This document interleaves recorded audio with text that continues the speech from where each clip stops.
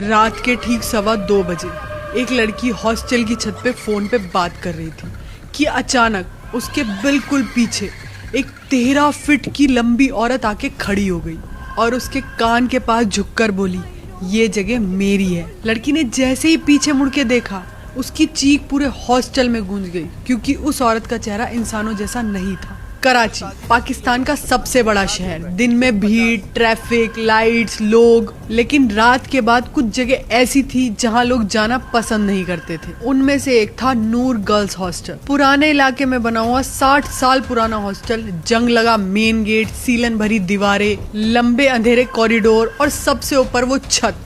उस छत के बारे में एक बात बहुत मशहूर थी कि रात 2 बजे के बाद वहाँ कोई नहीं जाता है, क्योंकि वहाँ वो आती है 13 फीट लंबी औरत। लेकिन हर हॉरर कहानी की तरह कुछ लोग इन बातों पर यकीन ही नहीं करते हैं, और उन्हीं में से एक थी आयशा, 21 साल की कॉलेज स्टूडेंट, निडर और भूत प्रेत जैसी बातों पर हंसने वाली लड़की। वो हमेशा कहती थी ये सब सिर्फ दिमाग का डर होता है। पहली रात जब वो हॉस्टल में शिफ्ट हुई तो उसकी रूममेट माहम ने धीरे से कहा, एक बात याद रखना, रात में छत पे मत जाना। आयशा हंसने लगी और बोली, क्यों, वहाँ चुड़ैल रहती है क्या? माहम का चेहरा अचानक गंभीर हो गया। लोग मजाक करते हैं फिर गायब हो जाते हैं। कमरे में अचानक सन्नाटा सा छा गया, लेकिन आयशा ने इन सब बातों को इग्नोर कर दिया। 3 दिन बाद रात के ठीक 2 बजे पूरा हॉस्टल सो चुका था। बाहर बहुत तेज बारिश हो रही थी, आसमान में बिजली चमक रही थी। आयशा अपने बॉयफ्रेंड से फोन पे बात कर रही थी, लेकिन कमरे में नेटवर्क नहीं आ रहा था। वो फोन लेकर ऊपर छत पे चली गई।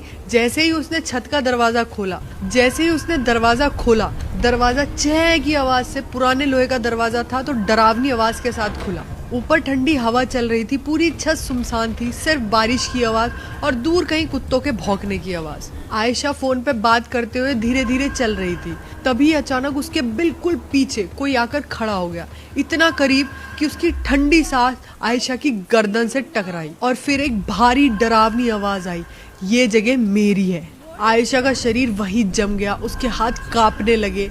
धीरे धीरे उसने पीछे मुड़कर देखा और उसकी चीख निकल गई। उसके पीछे एक 13 फीट लंबी औरत खड़ी थी, बहुत लंबी, इतनी लंबी कि इंसान लग ही नहीं रही थी। उसके बाल जमीन तक लटक रहे थे, आंखें पूरी काली, मुंह फटा हुआ और हाथ इतने लंबे कि जमीन को छू रहे थे। आयशा डर के मारे पीछे हटने लगी, लेकिन वो औरत हिल भी नहीं रही थी, बस उसे घूर रही थी। फिर अचानक वो औरत गायब हो गई, सिर्फ 1 सेकंड में। आयशा जोर जोर से सांस लेने लगी।